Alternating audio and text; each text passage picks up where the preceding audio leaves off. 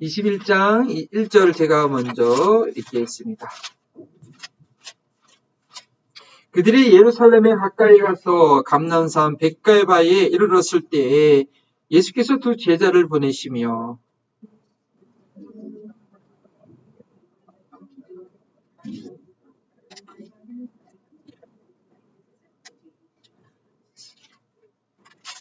만일 누가 무슨 말을 하거든 주가 쓰시겠다 하라. 그리하면 즉시 보내리라 하시니 이는 선지자를 통하여 하신 말씀을 이루려 하심이라. 일러스되 아멘.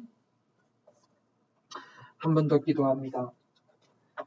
사람이 떡으로만 살 것이 아니요 하나님의 입에서 나오는 모든 말씀으로 산다고 했습니다.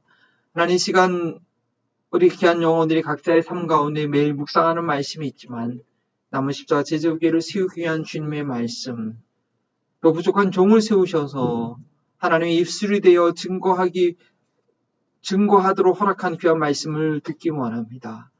먼저 종의 영혼을 새롭게 하여 주시고 그리스도의 볼로 깨끗게 하여 주셔서 정말 생수와 같은 그런 말씀이 되어 주시도록 도와주옵소서. 아버지, 종은 너무나 부족합니다. 정결하지 못한 부분들이 많이 있습니다. 그러나 주님 사랑하는 백성들을 기억하여 주셔서 이 시간 진리의 성령께서 정결케 하시고 깨끗게 하시고 이 말씀을 들을 때 우리 속에 있는 모든 그런 더럽혀졌던 것들이 주의 말씀으로 깨끗해지는 그 심령의 시원함을 얻게 되는 그런 시간 되시도록 좀 도와주시옵소서. 우리 남은 십자가 제자교회를 진리의 말씀으로 지켜주시고 거룩하게 하여 주시길 소원하오며 예수님의 이름으로 기도합니다. 아멘. 하나님의 은혜로 남은 십자가 제자교회의 첫 번째 단기 선교를 잘 다녀왔습니다. 비용이 한 4,000달러, 1인당 2,000불에서 4,000달러 드는데 이번 단기 선교가 우리 교회 재정으로 가능할까 의심하지 않고 계획을 했습니다. 왜냐하면 하나님께서 기뻐하시는 선교라고 한다면 재정이 부족해서 선교를 못했던 적은 단 한 번도 없었어요. 제가 한국에서부터 이렇게 쭉 교회를 사역 경험하면서 선교할 때 돈이 없어서 교회가 못한 적은 단 한 번도 없었던 것 같아요. 근데 물론 계획할 때는 늘 그게 걱정인데 하고 나면 항상 남아요. 그래서 이번에도 개척교회임에도 불구하고 제가 그런 체험이 있기 때문에, 믿음이 있기 때문에 했었습니다. 그런데 이번 선교를 준비하면서 놀라웠던 것은, 물론 최후의 지라는 믿음이 있었는데 놀라웠던 것은 전혀 예상하지 못했던, 전혀 몰랐던 그곳에서 하나님께서 불러서 그걸 보내주신 거 보면서 와, 정말 하나님께서 원하시고 준비하셨던 선교로구나 라는 그런 확신하고 있었어요. 제 생각에는 우리 애들한테 얘기했잖아요. 야, 이번 선교는 이렇게 2,000불 드는데 아빠가 얼마, 교회에서 얼마, 니네가 얼마 해서 그렇게 가는 거야? 그렇게 했어요. 근데 저도 제가 예산했던 것보다 많이 안 썼고 아이들은 하나도 안 썼고 자기들 돈은 교회 재정도 계획했던 것보다 반밖에 안 썼어요. 와우. 네. 그래서 제 생각에는 이건 뭐 이 정도면 충분히 할 수 있겠다고 했지만 그것보다는 하나님께서 더 넉넉해서 하셨던 것이죠. 오늘 말씀은 예수님께서 예루살렘에 입성하시는 주간에 기념해서 지키는 종료주일에 자주 설교되는 그런 말씀입니다. 저는 절기 설교를 별로 안 해서 부활절 설교하고 크리스마스 설교, 그다음에 땡스기빙 요 세 가지만 절기 설교를 하기 때문에 종료주일 설교를 거의 안 했었어요. 근데 종료주일 설교하면 주로 이 부분 말씀을 해요. 뉴스에서 어렸을 때 종료주일 나뭇잎 들고 막 나귀 교회 갖고 와서 했던 거 기억나요? 그때는 안 했을 수도 있어. 근데 우리 최근에는 그죠? 나귀를 갖고 와가지고 종료주일을 아주 크게 해요. 그때 이 본문을 갖고 왔는데 주로 하는 메시지가 뭐냐면 주가 쓰시겠다 하라. 그래서 언제든지 주님이 쓰시겠다고 하면 우리의 것을 주님께 내어드려야 됩니다. 라는 그런 적용으로 이 본문 말씀을 많이 설교하는데 오늘 저는 그 내용보다는 그게 가능하게 했던 주가 쓰시겠다 하라 라고 가능하게 했던 그 내용을 저희가 보게 오죠. 그것은 무엇이냐? 우리가 미처 보지 못하는 그것을 주님께서 미리 보시고 말씀하신다는 것이죠. 저희는 보이지 않아요. 예, 나귀가 어딨지? 새끼 나귀가 어딨지? 예, 물론 제자들이 이거를 알고 우리 주님 예루살렘 입성하시는데 왕처럼 옛날 왕들이 예루살렘에 갔듯이 마귀를 타고 가셔야 될 텐데 나귀를 어디서 구하지? 그랬다면 제자들이 염려했겠지만 뭐 그런 상황은 아니에요. 근데 우리는 그런 염려를 전혀 보이지가 않는 거예요. 저기 창문에 가려서 보이지 않는 것처럼 내가 다음 달에 어떻게 해야 되지?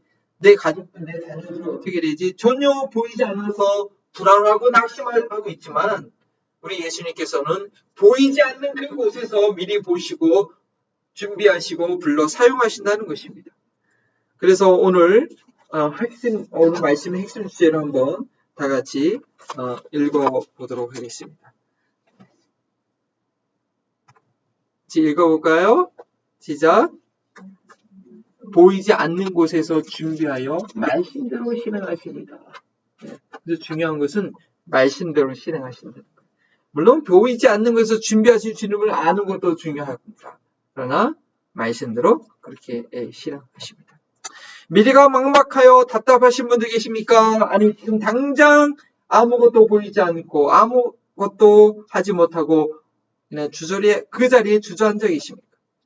오늘 말씀 중에서 저희가 구세주를 믿고 따르고 있는 예수님께서 어떤 분이신지, 그분이 친히 자신의 길을 어떻게 준비하셨는지 마음에 새겨서 보이지 않는 곳에서 길을 만드시는, 오늘 찬양했던 것처럼 주님을 끝까지 신뢰하는 마지막 순간까지, 내가 이 세상에서 나의 목숨을 마치는 그 순간까지 보이지 않는 곳에서 준비하시는 그 주님을 신뢰함으로 지금은 눈에 보이지 않는 그 완벽한 하나님 나라에 이르는 저희가 될 수 있었으면 좋겠습니다. 오늘 말씀은 물론 매번 말씀 전했던 거라 오늘 평생 기억해야 될 내용입니다. 하지만 정말 오늘 말씀도 우리 믿음 생활에 정말 놓치지 말아야 될 그런 아주 중요한, 우리 아내가 좋아하지 않는 단어 프린시플, 원리예요. 원리. 자동차를 운전할 때 운전하는 원칙이 있어요. 기계를 할 때 쓰는 중요한 원리가 있어요. 이것도 우리의 믿음 생활을 풍성케 하는, 우리의 믿음을 진실하게 만드는 중요한 원리예요. 자, 맹인들의 눈을 뜨게 하시고 이제 드디어 예루살렘 성전으로 들어가시기 전입니다. 이 맹인들의 눈을 뜨게 한 사건, 지난 주일날 이제 아무도 안 계셨기 때문에 말씀드리는데, 이것은 단순히 눈을 뜨게 한 기적으로 끝나는 것이 아니라 예수님을 따르던 제자들과 그 무리들의 영적인 눈이 띄어지길 바라는 그런 예수님의 마음을 마태가 담아서 기록했다고 말씀드렸습니다. 자, 이제 그 여리고에서 예루살렘으로 올라가는 길, 그거는 그 길에 뭐가 있었냐? 감난산이 있습니다.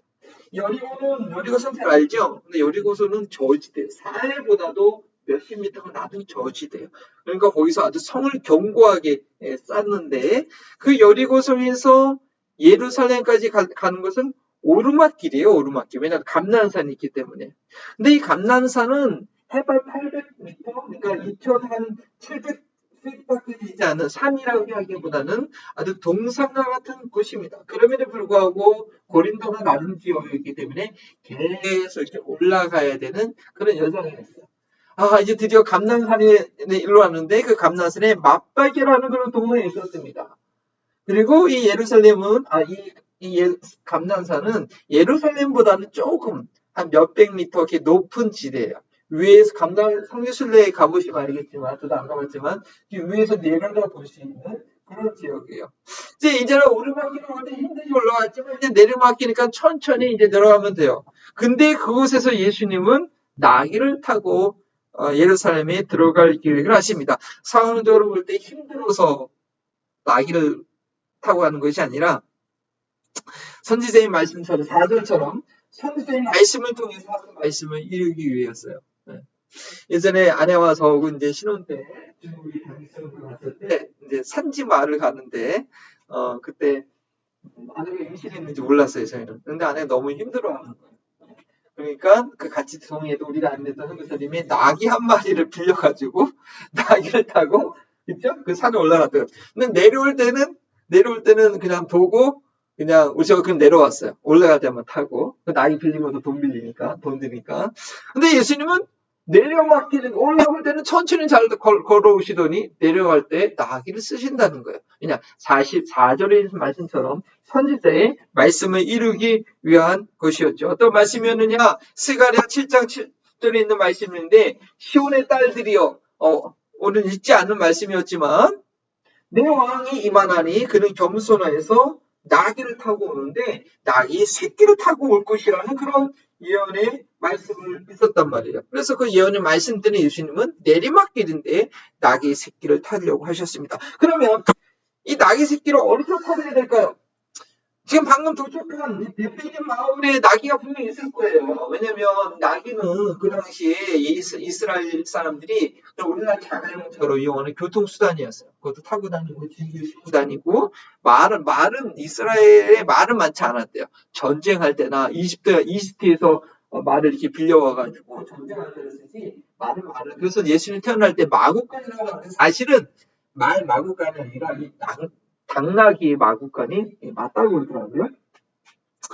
그래서 뭐 중상층 가정이라고 하면 그 베들레헴 마을에서도 분명히 나귀가 있었을 거예요.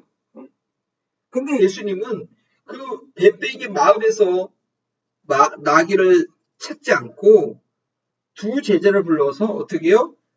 맞은편 마을로 가라고 해요. 맞은편 마을. 성경이 한국어 성경에는 잘 번역되어 있어요. 맞은편 마을로 가라. 헬라어 본문에도 어게인스트 번역하면 이쪽 마을의 반대쪽. 근데 ES 번역에는 in front of you, 너의 앞이라고 하지만 사실은 정확한 내용은 전역권 번역은 beyond this village. 이 마을 말고 만약에 지금 여기가 에이펙스가 있는데 저희 집은 캐리 있지 않습니까? 여기서 지금 저희가 뭐 준비하다가 여기서 뭐를 이렇게 오늘도 빠뜨리고 왔는데 여기서 그래서 그냥 사실 제가 커피를 다 내리고서는 커피를 안 갖고 왔어요. 저 카메라도 안 갖고 오고 그래가지고 그러면 이제 커피를 그냥 사야겠다고 해서 그러다가 카메라를 안 갖고 온 걸 보고서 집에 가야겠다 갔다 왔는데 그러니까 만약에 뭐 여기서 그냥 커피를 구입하면 되는데 그런 것이 아니라 저기 캐리까지 가가지고 거기에서 갖고 오려고 하는 거예요. 이해가 안 되는 거죠. 베들레헴 마을에 분명히 나귀가 있을 텐데 예수님은 그러지 않고 제자들을 불러가지고 이 맞은편 지금 보이지도 않아요. 이 맞은편 마을에 가서 나귀와 매여 있는 나귀와 나귀 새끼를 갖고 오라고 그렇게 말씀하시는 거예요. 그냥 눈에 보이는 그 마을 여기에 있는 나귀를 사용하려고 하신 것이 아니었던 것이죠. 예수님은 자신을 향한 예언의 말씀을 그렇게 인간적인 방법으로 사람이 노력하면 할 수 있는 그런 방법으로 이루시지 않았어요. 지금 이 자리에서는 전혀 보이지 않는 건너편 마을로 제자들을 보내신 거예요. 그곳에 가면 매인 나귀와 나귀 새끼가 함께 있다는 것을 보게 될 것이라고 아주 정확하게 말씀하십니다. 사람의 생각, 근데 여기서 또 한 가지 참고적으로 얘기하면 제가 설교하다 이렇게 원고에 없는 몇 가지 얘기를 자꾸 하고 싶은데 마태나 왜 성경을 보면 마태나 마가복음이나 누가복음에는 어미 나귀가 얘기 안 해요. 그냥 새끼 나귀만 얘기해요. 근데 저는 세리장이었던 마태가 더 정확하게 기록했다고 봐요. 왜냐하면 그냥 나귀 새끼라고 한 것은 스가랴 말씀에 예수님께서 새끼 나귀를 타고 왔다는 것이 중요하기 때문에 마가나 누가는 중요한 포인트만 기록했지만 사실은 새끼 나귀만 끌고 올 수는 없어요. 어미가 같이 있고 그 새끼 떨어지지 않거든요. 그래서 그 어미한테 새끼를 떼서 데려온다는 것은 너무 잔인한 일이에요. 예수님께서는 정확하게 그 새끼 나귀인데 어미는 묶여있고 그 옆에 있는 새끼라는 그 정확한 것을 보시고 그 정확한 내용을 보시고 그 어미 나귀와 나귀 새끼를 같이 끌고 오라고 얘기합니다. 그래서 마태복음에는 뒷부분을 보면 실제로도 나귀와 나귀 새끼를 끌고 왔다라고 마가와 누가복음에는 없는 좀 더 디테일한 내용이 이 마태복음에 있습니다. 중요한 것은 뭐냐? 여기서 그게 아니라 사람의 생각으로는, 사람의 능력으로는 지금 있는 이곳 맛배기에서 나귀 새끼를 찾아보는 것. 그리고 짧은 거리니까 그런 경우에는 그냥 나귀 새끼만 살짝 갖고 와도 상관없을 것 같아요. 근데 긴 거리이기 때문에 나귀 새끼만 데려오기는 쉽지 않은 거죠. 어미 새끼랑 같이 이제 데려온 것이죠. 그러니까 쉽지 않은 거예요. 그러나 예수님은 그런 방법, 그냥 이 벳베기에서 나귀 새끼를 찾는 방법을 하지 않으셨다는 것이죠. 사람을 의지하지도 사람이 할 수 있는 방법으로 하지 않으신 거예요. 예수님은 사람이 세운 왕이 아닙니다. 호산나 왕이요 이제 우리를 구원하옵소서. 요즘은 저희가 예수님은 호산나 왕이라고 하면 왕이 될 줄 알았지만 예수님은 그렇게 왕이 되신 분이 아니에요. 오병이의 기적을 보고서는 와 사람들이 진짜 선지자가 나타났다 이런 왕으로 세우려고 했지만 예수님은 그들을 멀리 도망쳐서 딴 곳으로 가셨죠. 예수님은 사람의 혈통에 따른 제사장이 아니에요. 예수님의 아버지 요셉은 유다족 속이었어요. 레위인이 아니에요. 그래서 예수님은 멜기세덱을 따른 제사장이라고 했죠. 사람이 세운 대제사장이 아닙니다. 그리고 예루살렘에 있어가는 예수님에 대해서 사람들은 선지자가 나사렛에서 선지자가 오셨다라고 얘기했지만 예수님은 선지자와 비교할 수 없는 죽음을 보지 않고 생존한 엘리야와도 비교가 안 되는 그보다 더 뛰어난 죽고 부활하신 물론 선지자와처럼 하나님의 말씀을 선포하신 분이었지만 그 선지자보다 더 뛰어난 분이셨죠. 그래서 그분이 자신이 가는 길을 준비하는 방법은 다른 것이었습니다. 사람이 볼 수 없는 곳에서 이미 보시고 불러내신 것이죠. 이러한 명령에 순종한 명령에 두 제자는 순종하여서 건너편 마을로 갑니다. 그곳에 며 있는 어미 나귀와 나귀 새끼가 있을지 인간적으로 생각할 때는 보장된 것은 없지만 그 말씀에 순종하여서 그곳으로 갑니다. 예수님을 따라가는 제자의 삶을 살려면 예수님을 섬기는 사역을 하려면 예수님께서 자신의 일을 하는 방식을 우리는 알아야 돼요. 그래야지 순종할 수 있는 거예요. 그냥 이상한 일에 맹목적으로 순종하는 것이 아니라 원래 예수님께서 일하시는 방법이 그렇구나라고 해서 나는 이해되지 않지만 나는 보이지 않지만 그것이 예수님의 방법인 줄 알 때는 우리가 기쁜 마음으로 순종할 수 있는 거예요. 하나님의 일이 무엇이며 어떻게 진행되는 것이 예수님께서 주인이 되셔서 하는 일일까요? 어떤 면으로는 인간의 계획과 지혜로 감당할 수 없는 일이 하나님의 일이며 인간의 계획대로 되어지지 않는 것이 바로 예수님께서 주도하시는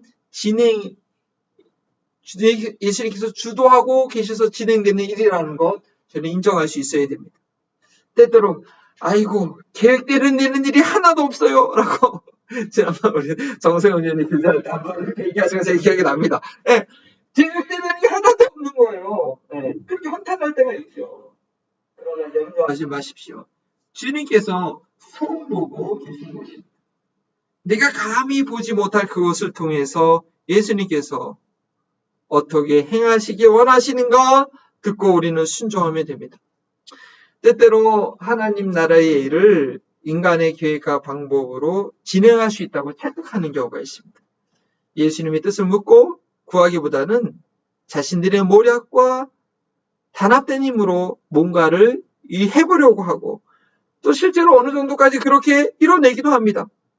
그렇게 진행되는 사역이 있을 수 있고 그렇게 진행되는 공동체, 그렇게 만들어지는 공동체가 있을 수도 있습니다. 그러나 그것은 사람의 힘으로 쌓는 바발탑에 불과합니다. 그런 것들은 하나님께서 불어버리시면 그냥 거기서 거기서 끝이에요.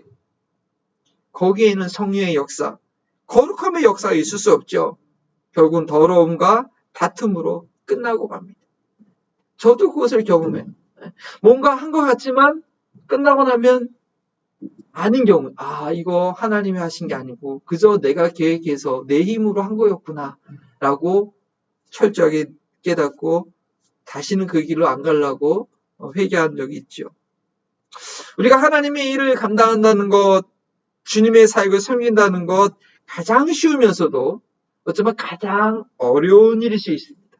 가장 쉬운 일이라는 것은 우리가 정말 하나님의 일을 한다면 그것은 내가 계획해서 내 능력으로 내가 하는 일이 아니기 때문에 이건 너무 쉬운 일이에요. 그런데 또한 가장 어려운 일이라는 것은 이 하나님의 일을 하나님 사이즈의 안목으로 그것을 이해하고 받아들이고 따라가야 하는 그 믿음이 있기 때문에 온 우주 만물을 창조하신 하나님의 스케일을 우리가 이해하고 받아들여야 하기 때문에 그거 어려운 것이죠. 그래서 어쩌면 가장 쉬우면서도 가장 어려운 것이 주님을 섬기는 일입니다. 눈에 보이는 백백의 마을이 아니라 저 건너편 마을에 매여 있는 나귀와 그 나귀 새끼를 끌어오라고 말씀하신 예수님께서는 오늘날에도 나의 안목으로는 전혀 볼 수 없고 나의 생각으로는 전혀 상상할 수 없는 그곳에서 내가 전혀 모르는 사람을 통해서 하시는 것이죠. 이 일이 친히 주님께서 행하신 일이라는 것을 우리에게 보여주기 위해서 그렇게 하십니다. 지난 한 주간은 참으로 놀라운 일이 있었습니다.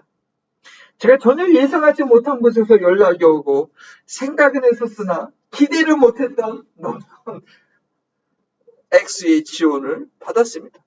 그것도 한꺼번에 한 주 안에 한두 명도 아니고 여러 명이 갑자기 연락이 와서 통장 번호가 어떻게 되세요? 보내주시는 거예요. 네. 이렇게 주님께서 공급하시니 정말 깜짝 놀랄 뿐입니다. 제가 그래서 마음에 드는 생각, 그래, 네가 지금 일하지 않기로 결심을 했는데 잘했다. 오직 주님의 이 몸된 교회를 세운 일에 온 힘을 다하라는 그런 주님의 명령으로 제가 마음속으로 들 수 있게 되었습니다. 이사야서 45장 3절에 이런 말씀이 있습니다. 찾아보셔도 되고요. 제가 읽어드리겠습니다. 이사야서 45장 3절에 보면 내게 흑암 중에, 내게라는 것은 너희예요. 너희. 내게 흑암 중에 보아와 은밀한 곳에 숨은 재물을 줘 너의 이름을 부르는 자가 나 여호와 이스라엘의 하나님인 줄을 내가 알게 하리라. 흑암 중에 보아와 은밀한 곳에 수물을 다 퍼다가 너한테 주겠다는 거. 왜 그렇게 했느냐? 이거 어떤 말씀이냐면 하나님께서 이스라엘 백성들을 바벨론을 포로내서 끌어내실 때 이스라엘을 강력하게 해서 해방시킨 것이 아니라 저 파샤의 고레스 왕을 세워서 그 사람을 통해서 이스라엘을 회복시키는데 이 고레스가 이게 자기가 힘이 있어서 모든 나라를 정복하고 이스라엘에게 자유를 준 것이 아니라 하나님께서 내가 너를 그 고레스라는 이름을 이스라엘가 몇백 년 전에 미리 예언했거든요. 그 고레스를 세우신 것이 하나님이라는 것을 깨닫게 하기 위해서 네가 감히 상상할 수 없는 방법으로 네가 감히 알지 못하는 그곳에서 그 모든 금은보화 필요한 것들을 공급해 주신다는 그런 말씀이에요. 왜 그렇게 하시냐? 하나님께서만 할 수 있는 일이라는 것을 하나님만이 할 수 있는 일을 친히 행하심으로써 이 일은 고레스 왕 내가 잘나서 우리나라 페르시아가 힘이 있어서 바벨론을 물리치고 그렇게 했구나라는 것이 아니라 하나님이 섭리 가운데 있었던 일이라는 것을 깨닫게 하시기 위함이었죠. 저희 교단에 속한 저희 교회가 속한 교단이 있어요. 그 SB 미국 총회가 있고 뿐만 아니라 한인 총회가 있어요. 2년 전에 2023년도에 그 노스캐롤라이나에서 그 한인 총회를 열렸어요. 그래서 그 한인 총회를 주최하기 위해서는 많은 재정이 필요해요. 저희 노스캐롤라이나에 28개의 한인 친해교회들이 있는데 뭐 거의 반은 미자리 교회고 뭐 큰 교회들도 있지만 저희 그 지방회에서 저희가 이제 오늘 지방에 가입하는 그런 내용을 할 텐데 그 지방회에서 10,000불 이상의 재정을 펀드레이징 했어야 됐어요. 근데 제가 청부로 선교에 있었기 때문에 재정 관리를 제가 했거든요. 교회 사회와 관련된 재정 관리는 처음 해봤는데 우리가 아무리 생각을 해봐도 맥시멈 모아봤자 6,000불밖에 못 모을 것 같아요. 오시는 목사님들 식사 대접해주고 뭐 하려면 돈이 필요한데 이걸 어떡하지 우리 임원들이 많죠. 뭐 열심히 한번 펀드레이징 해봅시다. 했는데 정말 6,000불이 아니라 10,000불 이상의 재정이 채워져서 그 다음 총회에 참석할 때는 도울 수 있도록 그렇게 채워졌어요. 제가 처음으로 지금은 뭐 어쩔 수 없이 교회 재정 아내가 재정 부상 제가 그렇게 보고 있지만 그때 제일 처음으로 이 교회 재정이라는 것을 한번 이렇게 해봤거든요. 정말 놀랐어요. 정말 떨렸어요. 그래서 재정부를 잘하면 정말 믿음이 생기겠다. 하나님께서 교회 재정을 이렇게 채우시고 이런 사람 이게 큰 교회 돈 있는 교회에서 하는 게 아니에요. 네. 작은 교회에서 할 수 없는 분들이 할 수 없는 교회들이 정말 하나님의 공급하심으로 그렇게 보내오는데 너무 놀랍고 은혜를 받았어요. 그래서 이 총회는 좀 하나님께서 준비하시고 행하시는 곳이구나. 그래서 이 총회는 열심히 잘 참석해야겠다. 그때 한번 다짐을 하게 됐죠. 그래서 이렇게 하나님께서 공급하신 내용은 이 일은 나의 일이다. 이 일은 내가 하고 있다. 라는 것을 우리에게 알려주시는 것이죠. 그동안 예수님의 능력과 기적을 체험했던 두 제자는 주저함없이 순종해서 건너편 마을로 갈 것입니다. 다음 주 본문이 간 것이죠. 예수님 말씀대로 나에게 나귀를 두기를 발견하고 끌고 올 것인데 그러면 그들은 뭐가 돼요? 도둑이 되고 말아요. 남의 집 나귀를 2마리나. 남의 허락도 없이 가져가는 그런 상황이니까요. 예수님께서 그 상황을 당연히 예상하셨습니다. 그래서 3절에 어떻게 나와 있어요? 3절에 만일 누가 무슨 말을 하거든 주님의 방법대로 주님의 능력을 의지해서 사역을 하려고 할 때 당연히 이런 말을 듣게 됩니다. 아이 그게 말이 돼? 그게 가능하겠어? 여보 누가 그거 동참해? 그런 말을 들을 수 있어요. 성도님께서 말을 하지 않지만 그런 에이 목사님 그게 가능해요 그게? 그럴 수 있어요. 당연해요. 근데 좀 죄송한 말이지만 그건요. 여러분 그런 생각 들 때마다 이런 생각 좀 우리의 믿음을 돌아봐야 돼.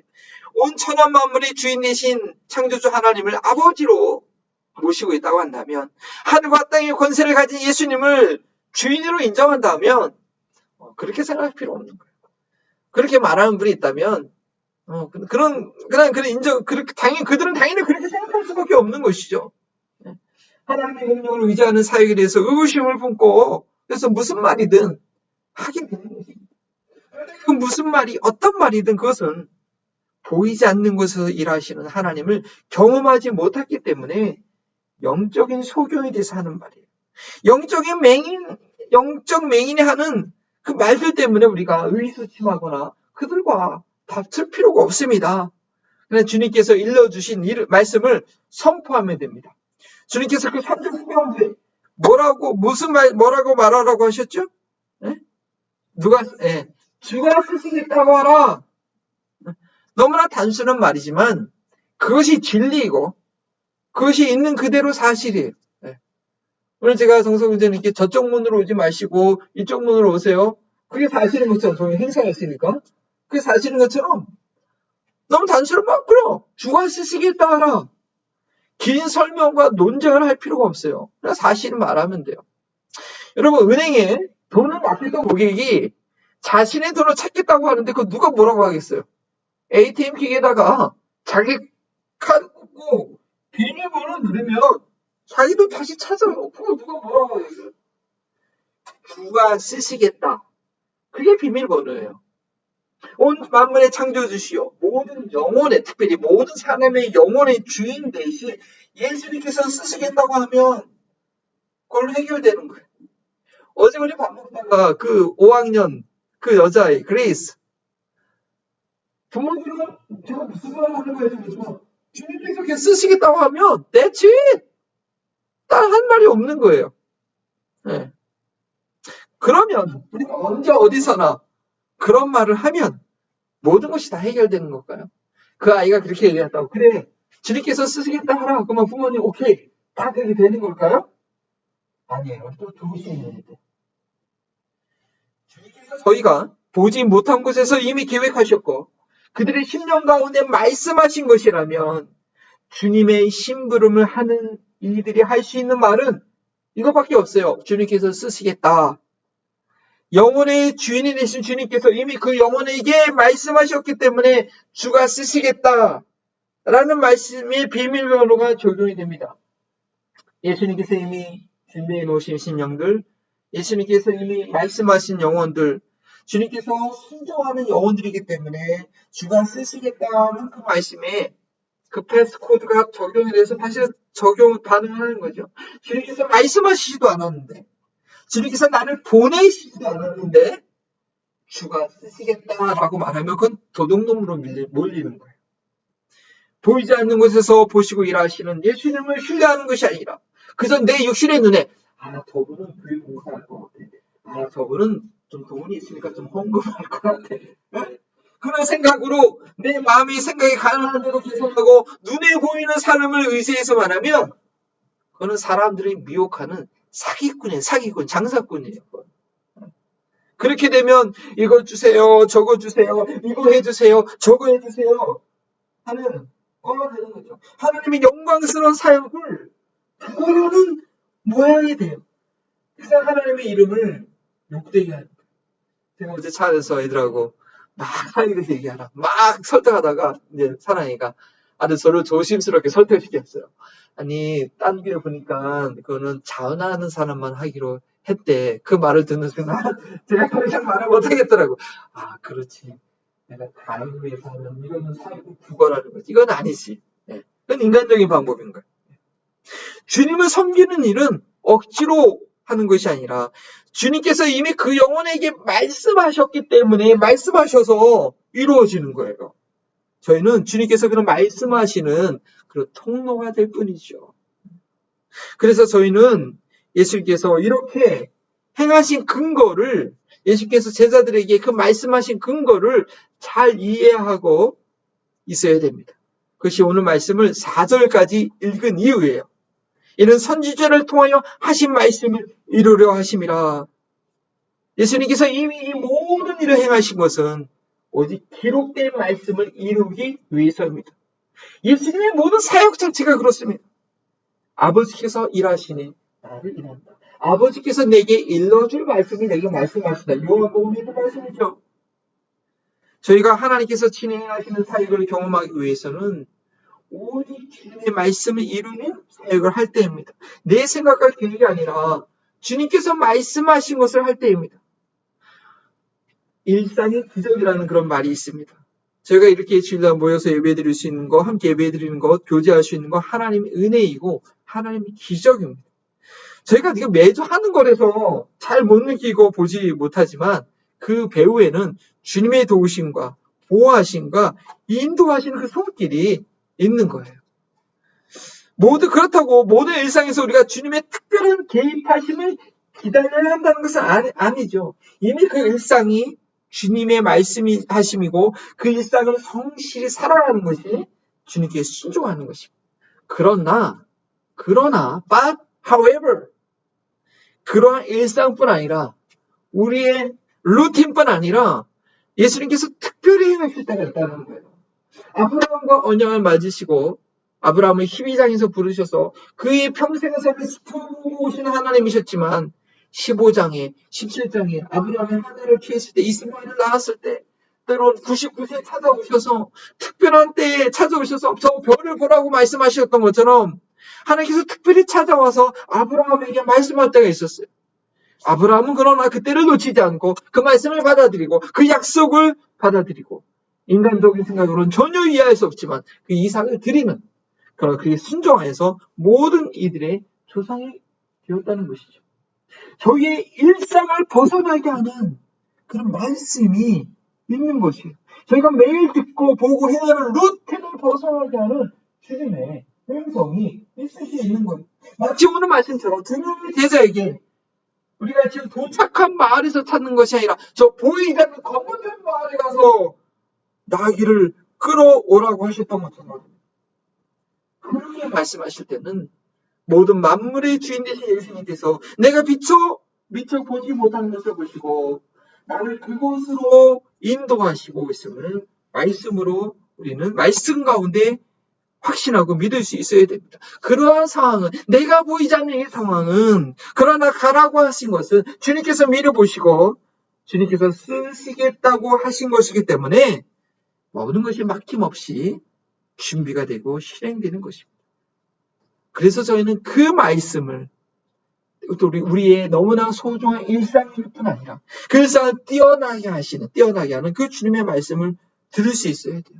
그리고 매 주일 예배가 그 음성을 듣는 시간이 되어야 돼요. 이번 한 주가 또 우리에게 어떤 삶이 일어날지 모르지만 미리 말씀하시고 준비하는 삶이 준비될 수 있도록 우리는 그 음성을 예배 가운데 들을 수 있어야 되죠. 내 생각으로는 내가 볼 수 있는 상황으로는 앞뒤가 꽉 막혀 있지만 그 가운데서 주님께서는 저 건너편 마을에 가서 내 믿는 나귀와 그 새끼를 데리고 와라.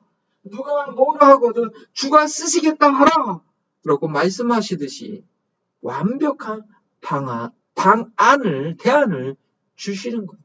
지난번에도 간증했지만 대학교를 졸업했는데도 군종병으로 신청했는데도 군종병이 안 돼가지고 대학교 졸업하고 군대를 가야 된다. 너무 늦은 나이에 너무 막막한 그런 그냥 대학원을 더 진학하고 말어 이런 막막한 상황 가운데 주일 오후 예배를 들 때 주님께서 선명하게 전도하러도 가라. 전도하기 위해서 지금 군대에 들어가라고 말씀하셨을 때 저는 보이지 않았지만 어떻게 하나님 제가 지원한 거 아무것도 안 됐는데요. 어떻게 해요?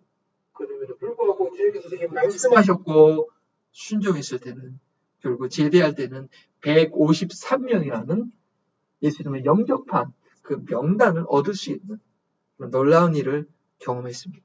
여러분은 하나님의 살아있는 말씀을 한번 듣고 붙잡을 수 있다면 여러분의 인생의 방향과 그 앞으로의 길은 흔들림이 없는 놀라운 기적을 체험하는 그런 삶이 될 것입니다.